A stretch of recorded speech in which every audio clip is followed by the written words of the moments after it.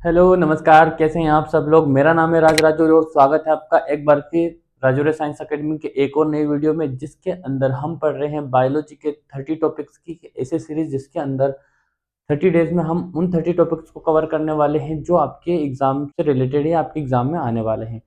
Exam में आने वाले उन महत्वपूर्ण क्वेश्चंस को, उन महत्वपूर्ण टॉपिक्स को हम उठाएंगे जिससे क्वेश्चन 100% बनते हैं और चांसेस सबसे ज़्यादा होते हैं आपके एग्जाम में आने के। ठीक है, तो आज का जो टॉपिक है हमारा वो है ब्लड, जिसको बोलते हैं हम खून, रक्त या रुधिर, और क्लास होने वाली है डे 9। ठीक है, तो आज की क्लास के अंदर हम ब्लड के बारे में पढ़ेंगे कि ब्लड क्या होता है, कौन कौन कंपोनेंट्स होते हैं, कंपोजिशंस क्या क्या रहेंगे ब्लड की, ये सारे हम आज कंप्लीट करने वाले हैं। तो शुरुआत करते हैं। क्या होता है ब्लड? सबसे पहले ब्लड को हम देखते हैं तो ब्लड क्या है? ब्लड होता है लाल रंग का। ठीक है, लाल रंग का एक क्या है? ये तरल संयोजी ऊतक है। क्या है? तरल संयोजी ऊतक होता है। ठीक है, एग्जाम में क्वेश्चन पूछा जाता है कि ब्लड क्या है, तो ब्लड एक तरल संयोजी ऊतक, याद रखना। दूसरा क्या है? ब्लड एक हमारी जो पूरी बॉडी होती है, पूरी बॉडी, पूरे शरीर के अंदर ये क्या करता है? भ्रमण करता है। ठीक है, अब ये भ्रमण करता है पूरी बॉडी के अंदर, तो भ्रमण करता है कुछ नलियों के अंदर। ठीक है, किन के अंदर भ्रमण करता है? नलियों के अंदर। इन नलियों को हम बोलते हैं धमनियां। क्या बोलते हैं? धमनियां और शिराएं। ठीक है, बॉडी के अंदर ब्लड जो होता है, खून होता है, वो भ्रमण करता है नलियों, जिनको बोलते हैं धमनियां और शिराओं के अंदर। ठीक है, दूसरी बात इसकी एक और देखना।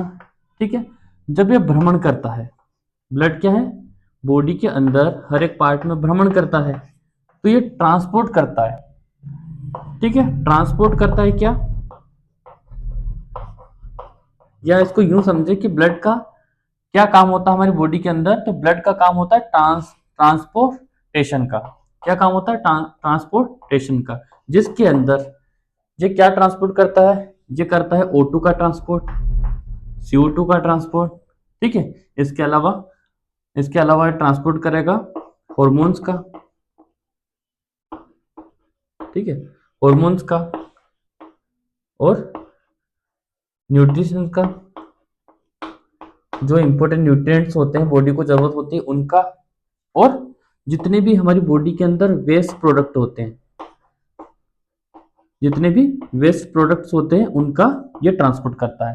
तो अगर आपसे पूछे कि ब्लड का बॉडी के अंदर क्या काम होता है, ठीक है, तो ब्लड का काम होता है O2 को ट्रांसपोर्ट करना, CO2 को ट्रांसपोर्ट करना, हॉर्मोन्स का ट्रांसपोर्टेशन करना, न्यूट्रिएंट्स का ट्रांसपोर्ट करना और वेस्ट प्रोडक्ट का ट्रांसपोर्टेशन करना।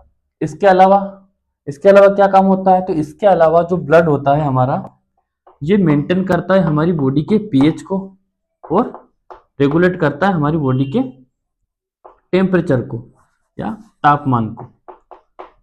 ठीक है, तो ये तो ब्लड के काम हो गए। तो ब्लड के बॉडी के अंदर ये काम होते हैं जिसमें वो पीएच को मेंटेन करता है और तापमान को। ठीक है, अब आपके सामने एक सवाल उठ के आ रहा होगा कि ब्लड का कलर लाल क्यों होता है। ठीक है, तो ब्लड का जो कलर होता है, ब्लड का जो कलर लाल होने का कारण है कि इसके अंदर एक पिगमेंट पाया जाता है। क्या पाया जाता है? एक पिगमेंट पाया जाता है, जिसको हम बोलते हैं हीमोग्लोबिन। क्या बोलते हैं? हीमोग्लोबिन।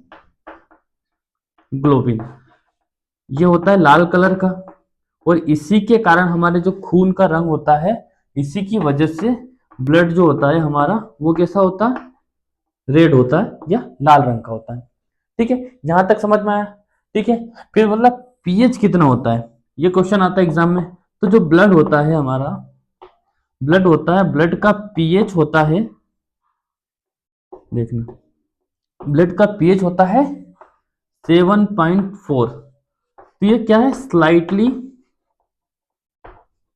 ये एल्कलाइन होता है। क्या होता है? स्लाइटली एल्कलाइन होता है। हमने एक टेबल देखी थी जिसके अंदर देखा था कि अगर कोई द्रव 7 उसका पीएच होता है तो वो क्या होता है? वो न्यूट्रल होता है। 7 से कम होता है तो वो एसिटिक होता है। क्या होता है? एसिटिक होता है। और 7 से ज्यादा होता है तो क्या होता है? बेसिक होता है। अब इसका पीएच कितना है? 7.4। 7.4 है ब्लड का पीएच, तो ये क्या होगा? हल्का सा एल्कलाइन होगा, हल्का सा क्षारीय होता है। यहां तक समझ में आ गया? अब यहां इससे आगे देखना, यहां समझ में आ गया। अब एक एवरेज बॉडी जो होती है ह्यूमन की, एक अडल्ट जो स्वस्थ व्यक्ति का शरीर होता है, उसके अंदर ब्लड की मात्रा कितनी होती है?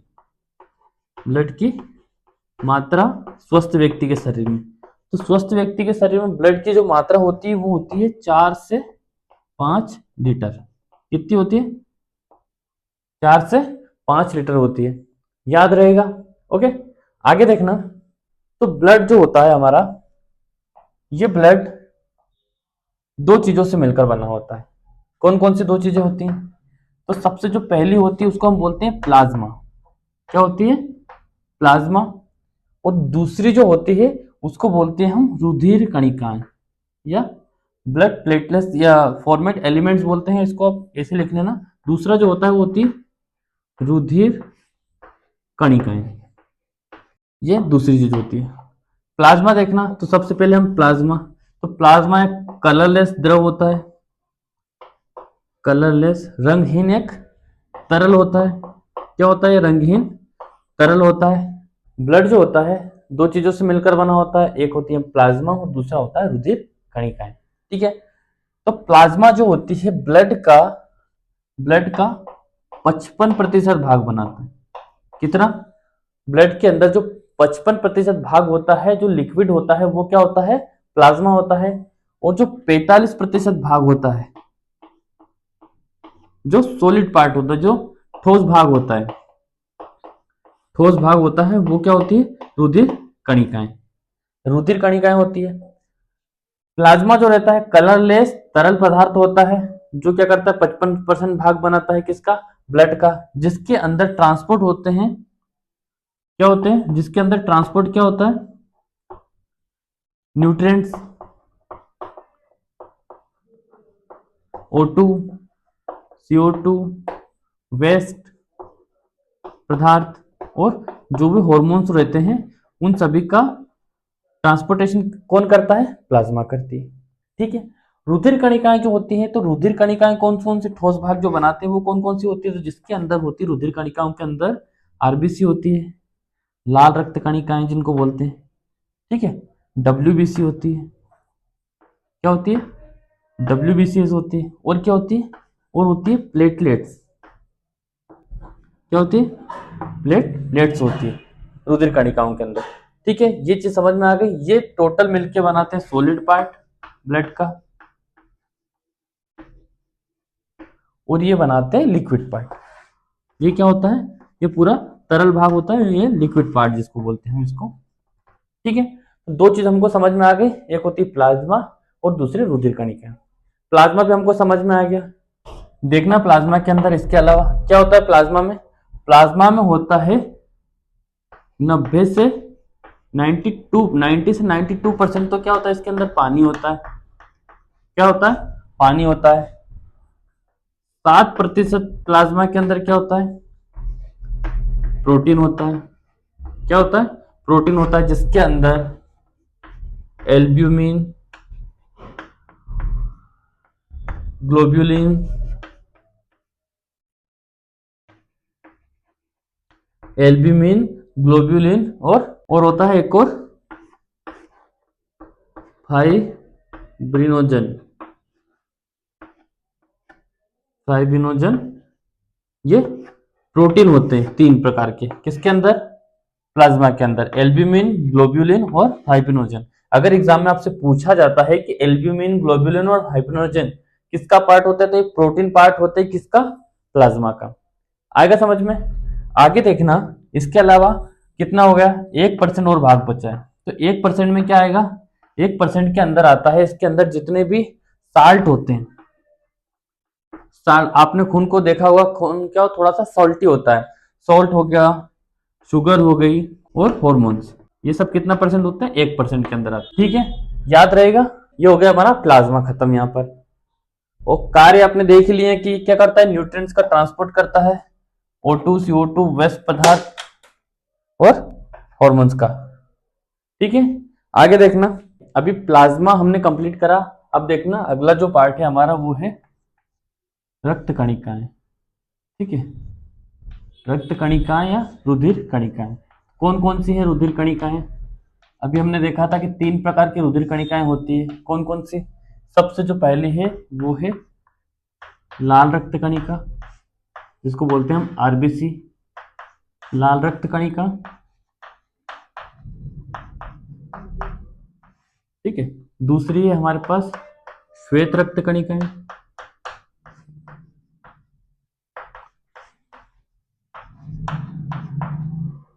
और थर्ड जो है हमारे पास वो है प्लेटलेट्स। क्या है? प्लेटलेट्स। ठीक है, लाल रक्त कणिकाओं को हम बोलते हैं आरबीसी, जिनको बोला जाता है रेड ब्लड सेल्स। श्वेत को बोलते हैं डब्ल्यूबीसी, व्हाइट ब्लड सेल्स। और प्लेटलेट्स को तो हम प्लेटलेट्स ही बोलते हैं। क्या बोलते हैं? प्लेटलेट्स ही बोलते हैं इसको तो। लाल रक्त कणिकाओं का एक और नाम है जिनको बोला जाता है, क्या बोला जाता है? इरिथ्रोसाइट्स। क्या बोला जाता है? इरिथ्रोसाइट्स। श्वेत रक्त कणिकाओं को बोला जाता है ल्यूकोसाइट्स, और प्लेटलेट्स को बोला जाता है बिंबाणु। क्या बोला जाता है? बिंबाणु या थ्रोम्बोसाइट्स। क्या बोला जाता है?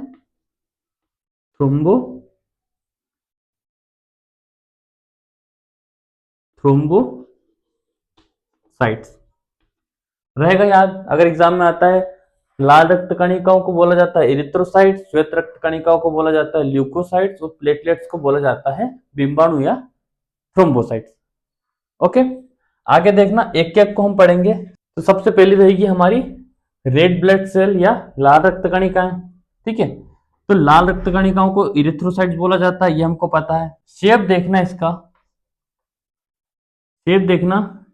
ठीक है, तो लाल रक्त कणिकाओं का शेप कुछ इस प्रकार होता है। ठीक है, इसको बोला जाता है बाइकॉनकेव, या फिर ये थोड़ी सी गोल होती है इस प्रकार से। ठीक है, ये इसका शेप हो गया। तो बाइकॉनकेव होती है और सर्कुलर होती है डिस्क लाइक। ठीक है, हम बोलते हैं इसको बाइकॉनकेव शेप होता है इसका, या डिस्क डिस्क लाइक स्ट्रक्चर होता है, जिसको हम बोलते हैं सर्कुलर शेप। ठीक है, आगे यहां तक समझ में। अगला देखना, कलर इसका होता है, कलर होगा इसका रेड। क्यों? क्योंकि इसके अंदर पाया जाता है Hb, जिसको बोलते हैं हीमोग्लोबिन, इसके अंदर पाया जाता है। ठीक है, अगला देखना, इसकी लाइफ साइकिल कितना होता है, इसका जीवन कितना होता है, जीवन। ठीक है, तो जीवन होता है इसका 120 डेज, 120 दिन। ठीक है, यहां तक समझ में आया। फॉर्मेशन कहाँ होता है इसका, बनती कहाँ पे है, निर्माण कहाँ होता है, तो निर्माण होता है इसका, ठीक है, निर्माण होता है इसका अस्थि मज्जा में। कहाँ होता है? अस्थि मज्जा के अंदर।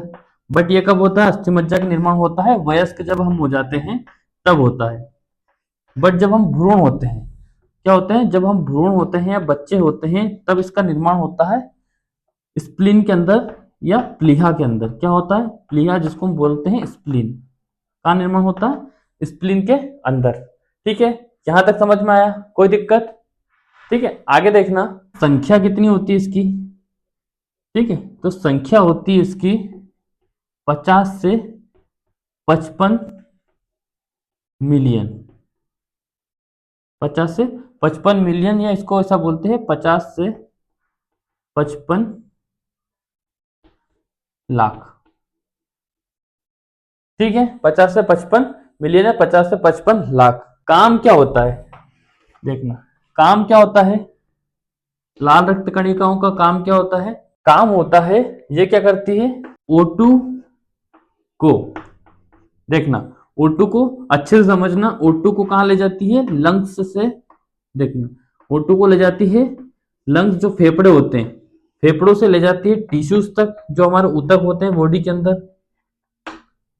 फेफड़ों से ऊतकों तक ले जाती है।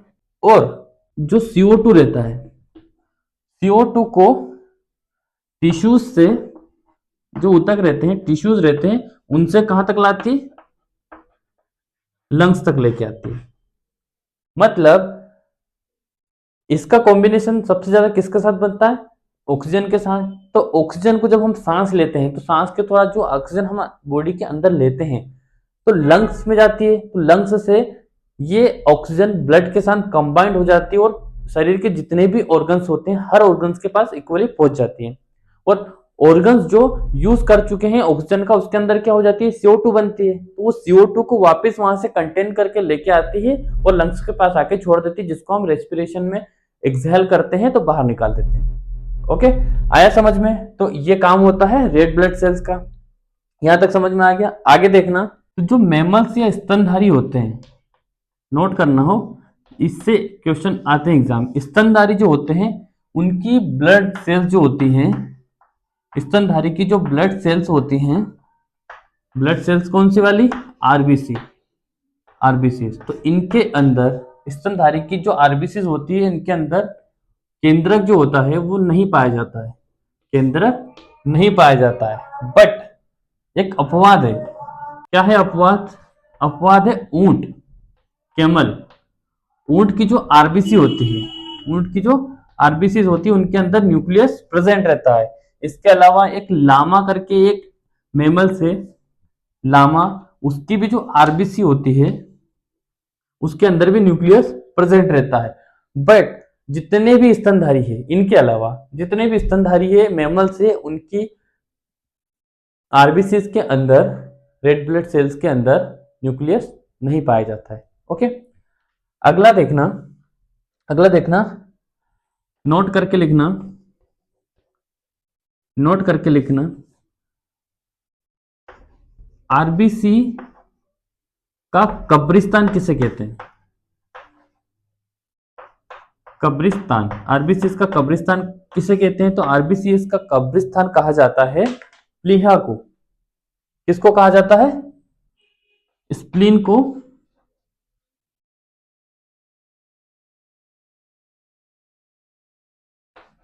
किसको कहते हैं? स्प्लीन को या प्लीहा को आरबीसी का कब्रिस्तान कहा जाता है। नोट करना, क्वेश्चन एग्जाम में आए हुए हैं, ये एग्जाम में आते हैं हमेशा क्वेश्चन। आरबीसी का कब्रिस्तान किसको कहा जाता है? तो प्लीहा को कहा जाता है। दूसरा रखना,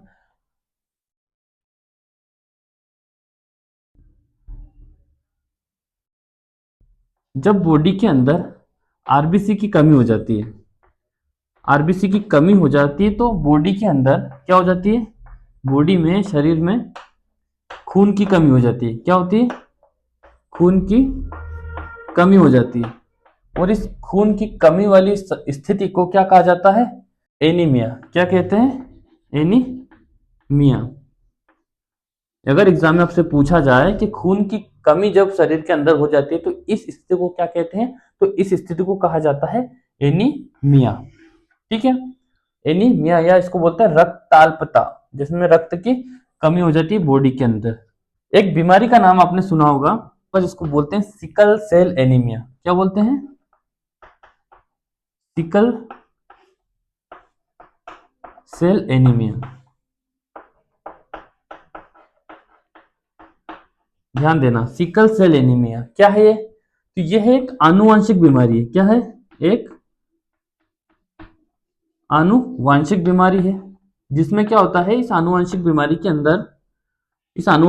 के अंदर होता क्या है कि जो ब्लड सेल है, अभी हमने देखा था ब्लड सेल कैसी होती है, गोल होती है या बाइकॉन क्या होती है, ठीक है, ये देखा था।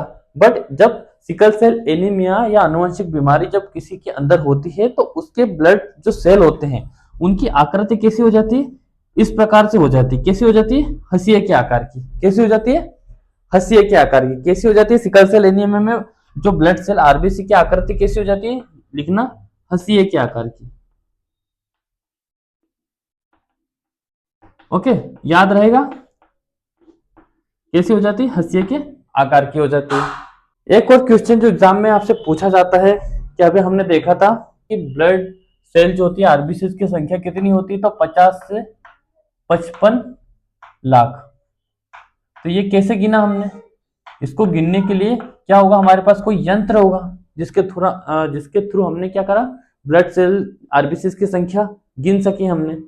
तो उस यंत्र को कहा जाता है हीमोसाइटोमीटर। क्या कहा जाता है, लिखना, ब्लड सेल की संख्या नापने वाला यंत्र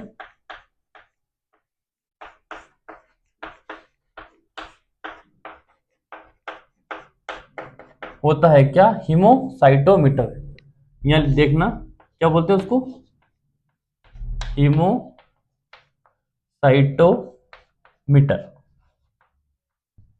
अगर एग्जाम में पूछा जाए कि ब्लड की संख्या नापने वाले यंत्र को क्या कहा जाता है, तो ब्लड की संख्या नापने वाले यंत्र को कहा जाता है हीमोसाइटोमीटर। ओके, आगे देखना, डब्ल्यूबीसी देखते हैं अब। तो जो अगला पार्ट है हमारा रक्त कणिकाओं का, वो है श्वेत रक्त कणिका। इसको बोलते हैं डब्ल्यूबीसी या बोलते हैं इसको ल्यूकोसाइट्स। क्या बोलते हैं, ल्यूकोसाइट्स इसको बोला जाता है। ठीक है, तो सबसे पहले इसकी संख्या देखते हैं हम कि ल्यूकोसाइट जो होती है डब्ल्यूबीसी, इनकी संख्या कितनी होती है। इनकी संख्या होती है 6000 से 10,000। कितनी, 6000 से 10,000 इनकी संख्या होती है। निर्माण कहाँ होता है, निर्माण देखना, तो निर्माण होता है इनका सेम बोन मेरो का होता है, बोन मेरो के अंदर। ये इसी को क्या बोलते हैं, इसी को बोला जाता है अस्थि मज्जा। अस्थि मज्जा के अंदर इसका निर्माण होता है। इसके अलावा जो स्प्लीन होता है, क्या होता है, स्प्लीन होता है, प्लीहा होता है, प्लीहा के अंदर निर्माण होता है। और एक थाइमस ग्रंथि होती है हमारी, क्या होती है, थाइमस ग्रंथि। उस थाइमस ग्रंथि के अंदर भी इनका निर्माण होता है। तो इसका निर्माण कितनी जगह पे होता है, 3 जगह पर होता है, बोन मेरो के अंदर, स्प्लीन के अंदर और थाइमस ग्रंथि के अंदर। और श्वेत रक्त कणिका जो डब्ल्यूबीसी होता है, इसी का ट्रेनिंग सेंटर या इसको बोलते हैं प्रशिक्षण केंद्र जो होता है ना, वो भी क्या होता है, इस थाइमस ग्रंथि के अंदर ही होता है। क्या होता है, थाइमस ग्रंथि के अंदर ही इनका प्रशिक्षण भी होता है। लाइफ साइकिल कितना होता है इनका, जीवन काल देखना, जीवन काल होता है इनका 2 से 5 दिन का। कितना, सिर्फ 2 से 5 दिन तक ये जीवित रह सकती हैं। ठीक है, कार्य क्या होता है भैया, जीवन इनने जन्म लिया तो कुछ कार्य होंगे इनके, तो कार्य क्या होता है, कार्य होता है इनका एंटीबॉडी बनाना। क्या करती है, शरीर के अंदर एंटीबॉडी का निर्माण करती है। और इसके अलावा प्रतिरक्षा तंत्र जो होता है हमारा, प्रतिरक्षा तंत्र का निर्माण भी कौन करती है, हमारी डब्ल्यूबीसी करती है। क्या करती है, प्रतिरक्षा तंत्र का निर्माण करती है, का निर्माण करना। ये 2 इनके मुख्य काम होते हैं। ठीक है, प्रतिरक्षा तंत्र का निर्माण करती है। इन्हीं सेल्स को क्या कहा जाता है, जो डब्ल्यूबीसी होती है हमारी, डब्ल्यूबीसी को शरीर का प्रथम सैनिक कहा जाता है। क्या कहा जाता है, प्रथम सैनिकों का और बॉडी, इनको कहा जाता है डब्ल्यूबीसी को, या रक्षक कोशिकाएं। क्या कहते हैं, रक्षक कोशिकाएं भी इनको कहा जाता है। याद रहेगा, डब्ल्यूबीसी को क्या कहा जाता है, रक्षक कोशिकाएं कहा जाता है, प्रथम सैनिक सेल कहा जाता है, या रक्षक कोशिकाएं कहा जाता है। ठीक है, यहां तक समझ में आ गया होगा आपको, कोई दिक्कत यहां तक नहीं है। आगे बढ़ते हैं, आगे देखना, यहां तक समझ में आ गया। इसके बाद देखना, तो जो डब्ल्यूबीसी होती है, जो श्वेत रक्त कणिकाएं होती हैं, ये 2 प्रकार की होती है। ठीक है, कितने प्रकार की होती है, 2 प्रकार की होती है। कौन कौन से 2 प्रकार की, तो पहला जो प्रकार होता है उसको बोलते हैं हम कणिकामय, कणिकामय श्वेत रक्त कणिकाएं, कणिकामय डब्ल्यूबीसी, जिसके अंदर क्या होता है, छोटे छोटे कण पाए जाते हैं जिनको हम बोलते हैं ग्रेन्युलोसाइट्स। क्या बोलते हैं? ग्रेन्युलोसाइट जिनको बोला जाता है। जो दूसरे प्रकार की होती है, जो दूसरी होती है, वो होती है अकणिकामय। क्या बोलते हैं? अकणिकामय, WBC। ठीक है, इसको क्या बोलेंगे? इसको बोलेंगे ए ग्रेन्युलोसाइट्स। ठीक है, एक होती है कणिकामय WBC, एक होती है अकणिकामय। ग्रेन्युलो, जो छोटे छोटे ग्रेन्यूल्स पाए जाते हैं जिन सेल्स के अंदर, उनको बोला जाता है ग्रेन्युलोसाइट्स या कणिकामय ग्रंथि, RBC सॉरी। और जो इनके अंदर ग्रेन्यूल्स नहीं होते उनको बोला जाता है अकणिकामय WBC। ठीक है, आगे देखना, WBCS का जो पहला प्रकार है वो क्या है? कणिकामय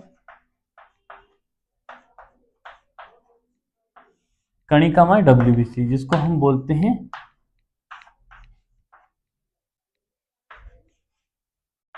ग्रेन्युलोसाइट्स। क्या बोला जाता है? ग्रेन्युलोसाइट्स जिनको बोलते हैं।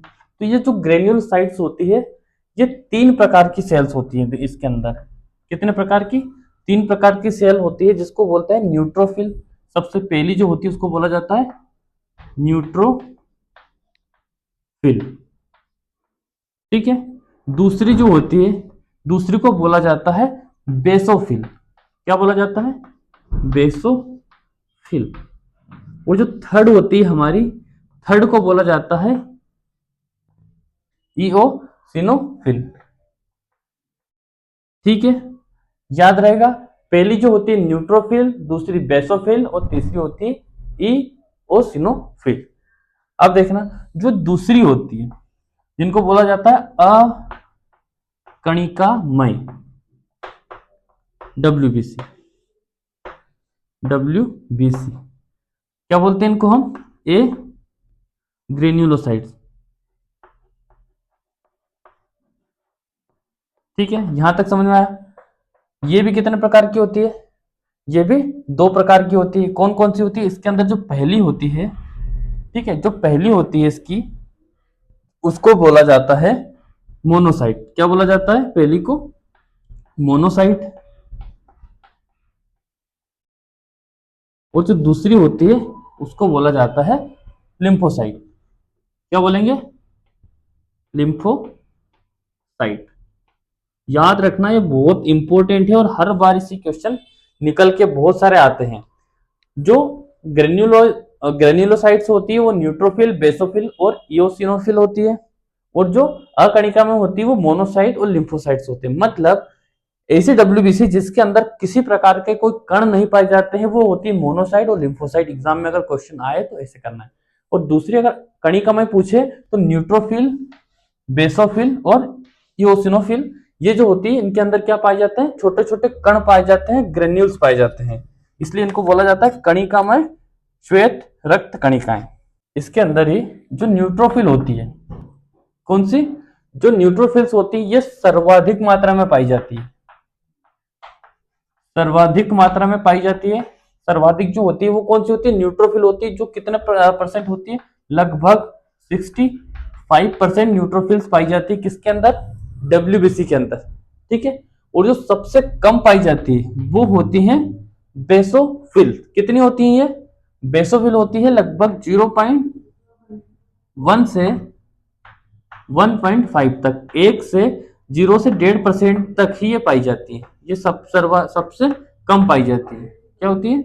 सबसे कम पाई जाती है। ओके, जो इओसिनोफिल होती है, ये, इसकी संख्या नहीं बताई गई है, पर ये क्या करती है? संक्रमण और जो एलर्जी का नियंत्रण करती है। ये क्या करती है? संक्रमण और एलर्जी का नियंत्रण करने का काम करती है। वो जो एलर्जी होती है, एलर्जिस को नियंत्रित करती है,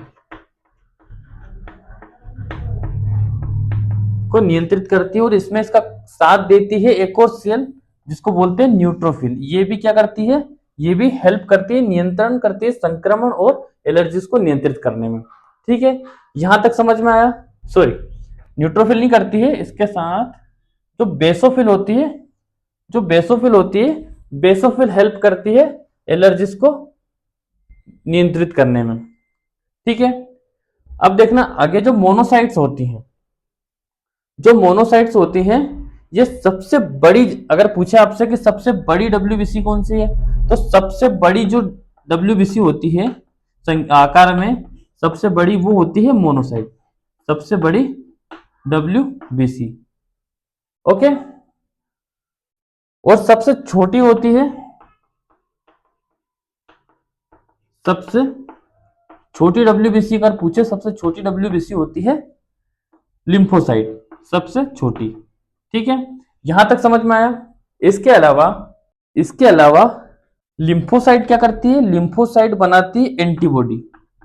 एंटी एंटीबॉडी बनाने का काम कौन करती है? तो एंटीबॉडी का बनाने का काम करती है लिम्फोसाइट सेल्स। और जो मोनोसाइट्स होती है ये क्या करती है? रोगाणुओं का भक्षण करती है। क्या करती है? जो भी बैक्टीरिया या फॉरेन बॉडी बॉडी के अंदर आ जाती है हमारे शरीर के अंदर, उनका भक्षण करने का काम कौन करती है? मोनोसाइट, रोगाणुओं का भक्षण करती है। याद रहेगा, रोगाणुओं का भक्षण करने का काम किसका होता है? मोनोसाइट्स का। और लिम्फोसाइट्स का करती है, ये एंटीबॉडीज बनाने का काम करती है। इसके अलावा देखना, जो न्यूट्रोफिल होता है, न्यूट्रोफिल सेल होती है, इनको बॉडी की माइक्रो पुलिस मैन कहा जाता है। क्या कहा जाता है? माइक्रो पुलिस मैन कहा जाता है। और जो लिम्फोसाइट्स होती है इनको कहा जाता है मैक्रो पुलिस मैन। क्या करती है? बाहरी, ये बाहरी शरीर के बॉडी के अंदर जैसे कोई फॉरेन बॉडी आती है तो उसको वहीं पर ही इनको मारने का काम करती है लिम्फोसाइट्स। ठीक है, और क्या होती है? एक न्यूट्रोफिलस। यहां तक समझ में आया? इसके अलावा जो लिम्फोसाइट्स होती है, देखना, इसके अलावा जो लिम्फोसाइट्स होती है इसके भी दो टाइप बताए गए हैं। लिम्फोसाइट के कितने टाइप हैं? दो टाइप हैं। कौन कौन से? एक बोलते हैं T4 सेल्स और एक होती है T8 सेल्स। आपने देखा होगा कि जब किसी को एड्स हो जाता है, क्या हो जाता है? एड्स हो जाता है तो उसकी बॉडी के अंदर डब्ल्यूबीसी की संख्या कम हो जाती है। तो कौन सी सेल होती है जिनकी संख्या कम होती है? तो वो T4 सेल्स हैं जिनकी संख्या कम हो जाती है बॉडी के अंदर। तो व्यक्ति कैसा हो जाता है? उसकी इम्यून सिस्टम खत्म हो जाता है, वो कमजोर हो जाता है और उसका वेट लगातार गिरने लगता है। किस वजह से? T4 सेल्स कम हो जाती है। तो अगर आपसे पूछा जाए कि एड्स में ह्यूमन बॉडी के अंदर कौन से सेल हैं जो सबसे ज्यादा प्रभावित होती हैं, तो वो लिम्फोसाइट सेल्स होती हैं। और लिम्फोसाइट्स की T4 सेल्स होती हैं। कौन सी? T4 सेल्स होती हैं जो सबसे ज्यादा प्रभावित होती है। ठीक है, यहां तक समझ में आ गया? यहां पर हमारे डब्ल्यूबीसी खत्म हो जाती है। अगला जो टॉपिक है हमारा वो है प्लेटलेट्स। रक्त कणिकाओं का जो अगला प्रकार है वो है प्लेटलेट्स। क्या कहा जाता है इसको? इनको कहा जाता है थ्रोम्बोसाइट्स। थ्रोम्बोसाइट्स इनको कहा जाता है। इसके अलावा इनको बोलते हैं क्या? बिंबाणु। क्या बोलते हैं? बिंबाणु या पट्टिकाणु।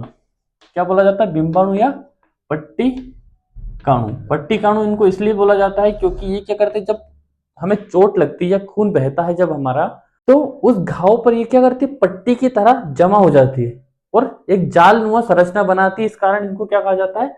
पट्टिकाणु भी कहा जाता है। जो पट्टी का निर्माण करने वाले अणु होते हैं उनको कहा जाता है पट्टिकाणु। ठीक है, निर्माण देखना, इनका निर्माण कहाँ होता है?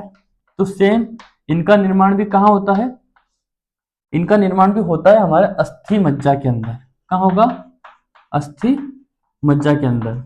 अस्थि मज्जा के अंदर इनका निर्माण होता है जिसको हम बोलते हैं बोन मेरो। क्या कहा जाता है? Bone marrow.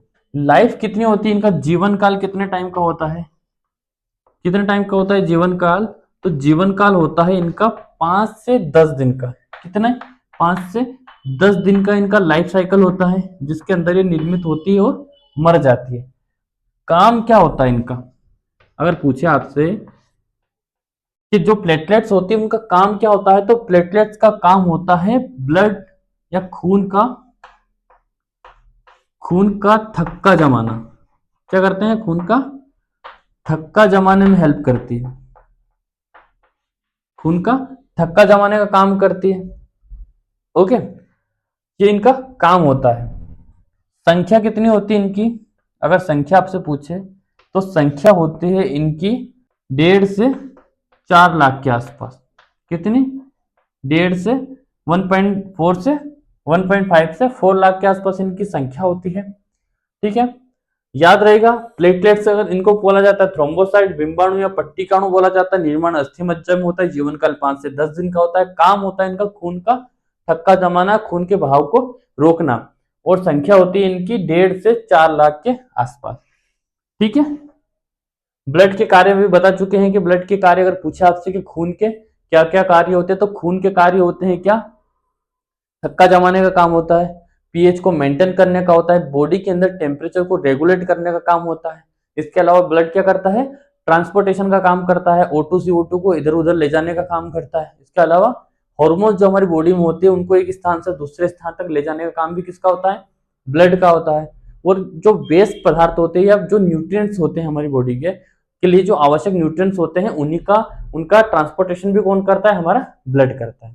ठीक है, तो यहाँ पर ब्लड का हमारा टॉपिक खत्म होता है और अगला जो टॉपिक हम पढ़ेंगे वो रहेगा हमारा ब्लड ग्रुप, कि हमारे शरीर के अंदर कितने प्रकार के ब्लड ग्रुप्स हैं या कितने प्रकार के ब्लड ग्रुप ह्यूमंस के अंदर पाए जाते हैं। ठीक है, वो ब्लड ग्रुप्स को हम कंप्लीट करने वाले हैं।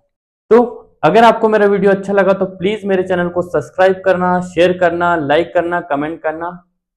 Thank you.